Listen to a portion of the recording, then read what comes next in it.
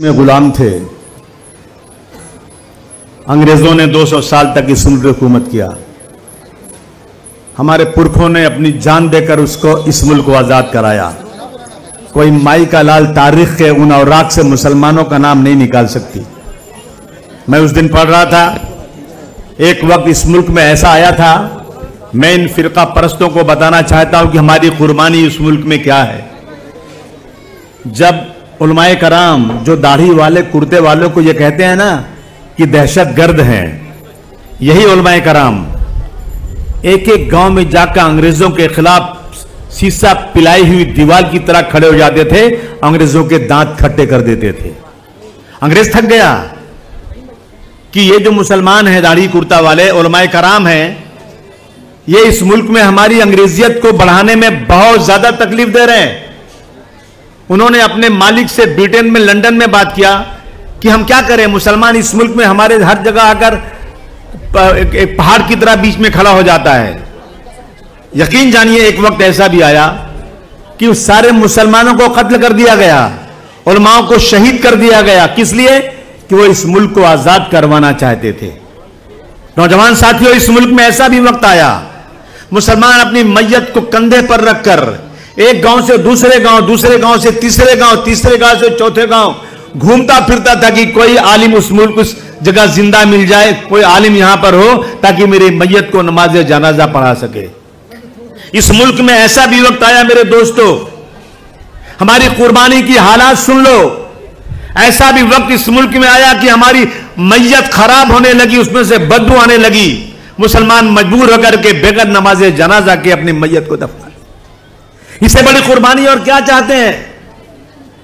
जब गुलिस्तां को खून की जरूरत पड़ी, सबसे पहले गर्दन हमारी कटी। अब ये कहते हैं ये अहले चमन, ये हमारा चमन है, तुम्हारा नहीं। 1947 में यह मुल्क आजाद हुआ। अंग्रेजों ने जानबूझकर इस मुल्क के 2 टुकड़े कर दिया। मौलाना अबुल कलाम आजाद साहब ने कहा कि हिंदुस्तान पाकिस्तान 2 टुकड़े नहीं होंगे, मेरी लाश पर हिंदुस्तान का बंटवारा होगा। नहीं माने लोग। मैं गांधी जी की बहुत इज्जत करता हूं, लेकिन मैं और इज्जत करता गांधी जी की कि गांधी जी आपको कोई प्राइम मिनिस्टर नहीं बनना था, गांधी जी आपको कोई ओहदा लेना नहीं था। आप इस मुल्क को आजाद करवाने के लिए बदन पर आधा कपड़ा पहनकर लाठी लेकर पूरे मुल्क में आपने अंग्रेजों के खिलाफ जो लड़ाई लड़ी थी, अगर गांधी जी आप उस वक्त जो अंग्रेजों ने मसौदा बनाया था हिंदुस्तान पाकिस्तान के बंटवारे का, उसको आप फाड़ के दद्दी टोकरी में फेंक देते तो खुदा की कसम में आपकी इज्जत और करता। मुल्क बट गया। जिस दिन मुल्क बटा, उसके फौरन बाद से बाबरी मस्जिद के अंदर मूर्ति रखकर हमारी मस्जिद को मिसमार किया गया। हमने बर्दाश्त किया, हमने बर्दाश्त किया सब चीज। हमें मौलाना अबुल कलाम आजाद ने चिल्ला चिल्ला कर जामे मस्जिद की सीढ़ियों से कहा था, मुसलमानों क्या तुम्हें याद नहीं, तुमने यहां की गंगा नदी में वजू करके यहां नमाज पढ़ी है? क्या तुम्हें याद नहीं तुम्हारे पुरखों की, तुम्हारे शहीदों की हजारों कब्रिस्तानें यहां पर हैं? चले जाओगे तो फातिहा कौन पढ़ेगा? मुसलमानों मत जाओ तुम ये छोड़ करके, चले जाओगे तुम्हारी मस्जिदें वीरान हो जाएंगी, अजान देने वाला कोई नहीं होगा। मत जाओ इस मुल्क को छोड़कर, तुम्हें ताजमहल का हुस्न पुकार रहा है, तुम्हें लाल किले की दीवारें चिल्ला रही हैं, रुक जाओ। तुम्हें अल्लाह का वास्ता है, तुम रुक जाओ, इस मुल्क को छोड़कर मत जाओ। तुम्हें हम कोई खैरात नहीं, तुम्हें इस मुल्क में हक देंगे। जो कानून बनेगा वो मुस्लिम, हिंदू, सिख, ईसाई सबके लिए एक तरह का कानून बनाएगा। खुदा की कसम, जितने पाकिस्तान गए थे ना, उससे बहुत ज्यादा हिंदुस्तान में रहकर पाकिस्तान मुर्दाबाद का नारा लगाने लगे। नहीं गए पाकिस्तान। बदन में दौड़ता सारा लहू ईमान वाला है, बदन में दौड़ता सारा लहू ईमान वाला है, मगर जालिम समझता है कि पाकिस्तान वाला है। कहीं भी छोड़कर अपनी जमीन नहीं जाते, कहीं भी छोड़कर अपनी जमीन नहीं जाते। हमें बुलाती है दुनिया, हम ही नहीं जाते। इन मुहाजिरों से अच्छे तो परिंदे हैं, शिकार होते हैं लेकिन कहीं नहीं जाते। आज हालात क्या देश के हैं दोस्तों? ये जो गद्दार थे वफादार बन गए, जो गद्दार थे वफादार हैं, जो वफादार थे उनके साथ क्या हो रहा है इस मुल्क के अंदर? आपने देखा नहीं? उस्ताद का दर्जा बहुत बड़ा होता है। कहते हैं मां बाप के बाद अगर सबसे बड़ा किसी का दर्जा है तो उस्ताद का होता है। एक औरत एक स्कूल के अंदर एक बच्चे को खड़ा करती, छोटे से बच्चे को, और बच्चा मुसलमान रहता है, और कहती आओ इसको मारो। फिरका परस्ती की हद है ये, इससे बड़ी फिरका परस्ती और क्या हो सकती है। बच्चा स्कूल में जा रहा है, वहां पर ड्रेस कोड है कि पता नहीं चले कौन गरीब है कौन अमीर है, पता नहीं चले कौन हिंदू है कौन मुसलमान है। वो पढ़ाने वाली टीचर जिसका दर्जा मां बाप के साथ बहुत बड़ा होता है, उसने बच्चे को स्कूल में खड़ा किया और कहा आओ हिंदू बच्चों इसको मारो। एक बच्चा आ रहा है उसको मार रहा है, वो रो रहा है, दूसरा आ रहा है उसको मार रहा है, रो रहा है, तीसरा आ रहा है उसको मार रहा है। क्यों मार रहा है? ये मुसलमान है। क्या इसीलिए इस मुल्क को आजाद करवाया गया था? इसीलिए एक बंदूक लेकर पुलिस वाला घुसता है ट्रेन के अंदर। हैदराबाद की एक पार्टी थी, उन्होंने देखा कि बंदूक लेके अंदर आ रहा है, उन्होंने रोका उसको। उनको दाढ़ी नहीं थी, उसके समझ में नहीं आई कि मुसलमान है कि हिंदू है। उसको खींच के साइड में किया और उनका मुलाजिम जो दाढ़ी रखे हुए था उसको अंदर से खींच के बाहर लाया और गोली मार दिया। 3 लोगों को गोली मार दिया। क्यों मार दिया? कि ये मुसलमान है। क्या कहता है? उनकी लाश पर पैर रखकर कहता है कि इस देश में रहना है तो मोदी और योगी कहना पड़ेगा, मोदी और योगी को वोट देना पड़ेगा। ये हालात हमारे देश में हो रहे हैं आज। आप मानते हैं कि नहीं मानते इस बात को? अभी मुझे कल एक साहब कह रहे थे, आसिम भाई मुझे गुजरात के आगे जाना है, चिलिया थे, मैं ट्रेन में कैसे जाऊं? मेरी दाढ़ी है, मेरी बीवी बुर्का पहनती है, मैं जाऊं अगर कोई मारे तो मैं क्या करूंगा? कौन सपोर्ट करेगा? कौन संभालेगा मुझे? आज ये हालात देश में हो गए हैं। जब जिसको चाहा उठा के मार दिया। एक लौंडा है, नाम नहीं लूंगा मैं, इसको टिंगना सा है, समझे कि नहीं समझे?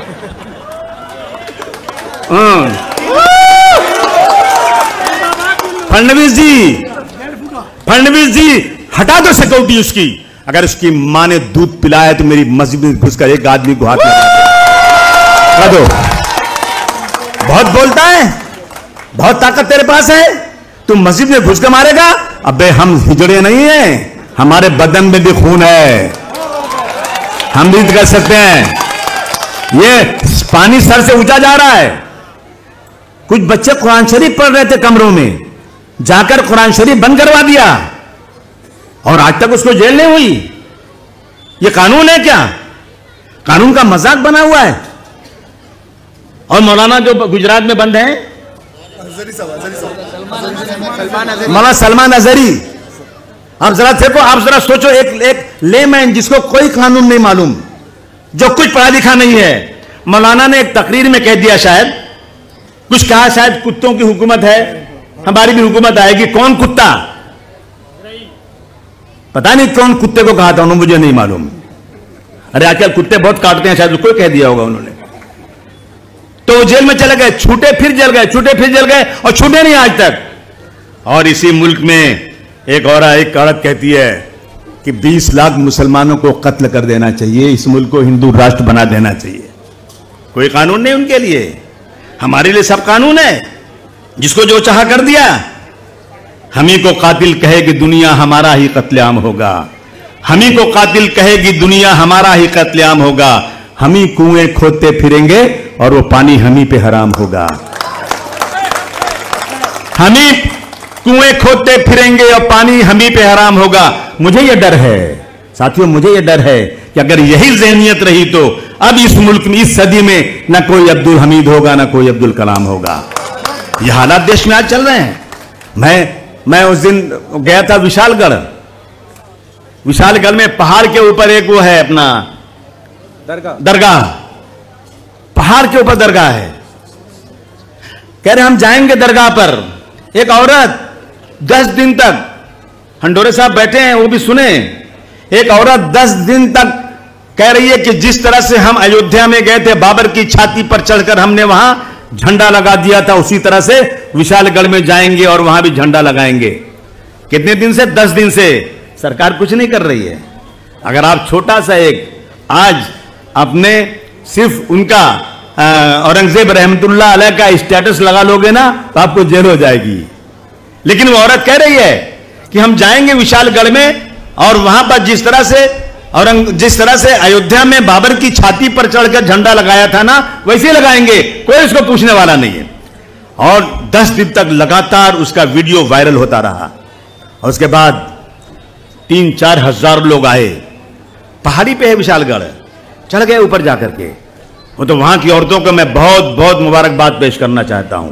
वो औरतें डरी नहीं, लड़ी, बराबर लड़ी, भगाई उनको वहां से। उन लोगों ने वहां कुछ तोड़फोड़ किया बहुत कुछ। उसके बाद नीचे उतरे और वहां से जाकर के 3 किलोमीटर पर मुसलमानों की बस्ती है, और बस्ती का नाम है, देखिए, तो वही बस्ती है मुसलमानों की। उस बस्ती में जाकर मस्जिद पर चढ़कर मस्जिद के मीनारे को तोड़ रहे थे। आपने देखा कि नहीं देखा लोगों ने?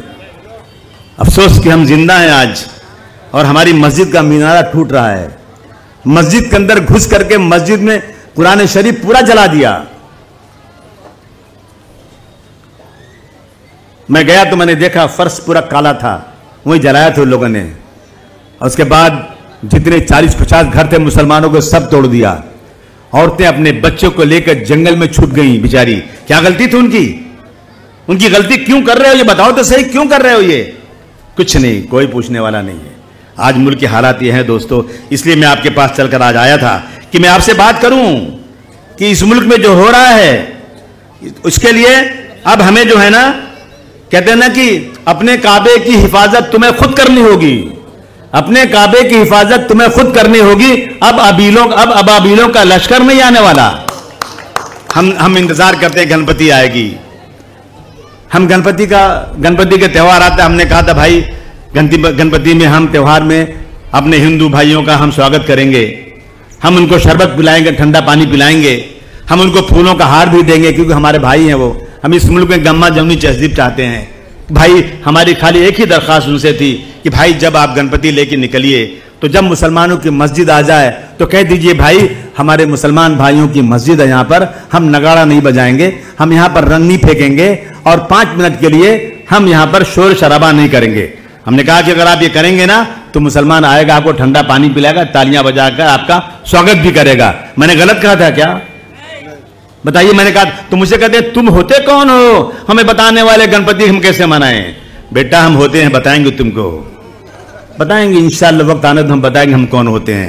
उसके बाद ये ले जाकर मस्जिद के पास जानबूझकर रोकते हैं, भाई आप जाइए ना, कौन मना कर रहा है? जैसे आप वहां से चलते जाइए, लेकिन मस्जिद के पास रोकना। और इस मुल्क में रहना है तो वंदे मातरम पढ़ना पड़ेगा। अरे भाई हम एक अल्लाह की इबादत करते हैं, हम अल्लाह की बात हमें सिखाया गया है, बताया गया है, अगर मुसलमान हो तो अल्लाह के अलावा और किसी के आगे सर मत झुकाओ। ये तो सिखाया गया ना। अबे मोदी जी के कहने पर या योगी जी के कहने पर हम क्या अपना संविधान बदल दें इस्लाम का? अबे कोई माइक का लाल हमें इस्लाम से हटाने की जुर्रत करेगा ना तो याद रखना हम मरना तो पसंद करेंगे लेकिन हम किसी के आगे सर झुका नहीं सकते हैं।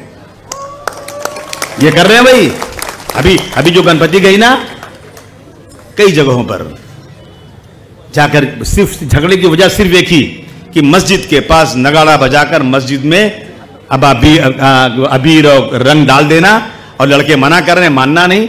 4 से 6 से 7 जगहों पर फसाद हो गया, कई 100 लड़के जेल चले गए। और अब वो जो कुछ करते हैं ना तो उनपे 153 लगता है और 1 दिन में जमानत होती है। और हमारे बच्चे करते हैं ना, इन पे 307 लगता है और साल भर जमानत नहीं होती। इसका कुछ हल है कि नहीं? आप बताओ, इसका हल ढूंढना है कि नहीं ढूंढना है? जोर से बोलो, ढूंढना है कि नहीं ढूंढना है? याद रखो, अली मियां नदवी साहब का नाम सुना होगा। अली मियां नदवी बहुत बड़े आलिम थे इस देश के। वाजपेयी जी गए मिस्र गए, अरब कंट्रीज में गए, तो लोगों ने वहां से पूछा, अरे साहब अली मियां नदवी की हालत क्या है? तो अपने पी से पूछते हैं, यार कौन आदमी है अली मियां नदवी? सर 3 जगह मुझे लोग पूछ चुके उनकी हालत क्या है, वो कैसे हैं, तबीयत कैसी है उनकी, वो जानते ही नहीं थे उनके बारे में। जब दिल्ली उतरे ना तो सीधा नदवा में गए अली मियां नदवी साहब से मिले कि भाई ये इतना बड़ा आदमी कौन है जिसको दुनिया में जहां जाता हूं पूछते हैं। उन्होंने कहा था, सुनो मुसलमानों, कान खोलकर सुनो।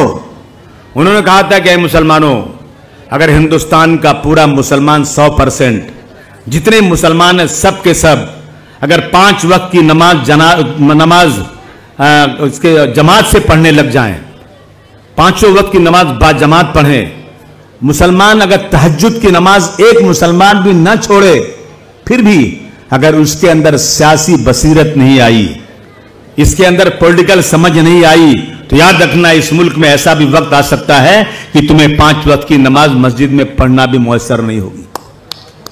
किसने कहा था ये अली मियां नदवी साहब ने कहा था। और ये वक्त आ गया है। हम अपने हिंदू भाइयों के साथ अच्छे ताल्लुकात निभाना चाहते हैं। हम अपने हिंदू भाइयों के साथ प्यार मोहब्बत से पेश आना चाहते हैं। और हम समझिए इस मुल्क में हिंदू अच्छे हैं, खराब नहीं है, बहुत अच्छे हिंदू हैं, बहुत लोग अच्छे हैं। लेकिन क्या है ना, मैं हिंदुओं से बोलता हूं, शायद बुरा लगे तो लगे, बोलता हूं अगर मुसलमानों के खिलाफ बोलते हैं तो आप अच्छे हिंदू हैं ना, आप जाइए आगे बढ़िए कि इस मुल्क में इस तरह मुसलमानों के खिलाफ नहीं चलेगा। और अगर ये निकलेंगे ना, हम पीछे खड़े रहेंगे ना, तो सरकार डर जाएगी कि हिंदू भाई भी मेरे खिलाफ हो रहा है, अब मेरा वोट नहीं मिलेगा, हम आगे बढ़ेंगे। ये इस मुल्क में होना चाहिए, लेकिन नहीं हो रहा है। कहते हैं ना कि एक फसादी लोग आए, जब मेरे शहर में पहुंचे तो मैं आराम से घर में सो रहा था। जब मेरे महल्ले में आए तो मैंने कहा जा रहे तो मुझे क्या लेना देना। जब मेरे गली में आए तो मैं कुछ नहीं बोला, लेकिन जब मेरे घर पे हमला किया तो मैं अकेला था, मेरा साथ देने वाला कोई नहीं।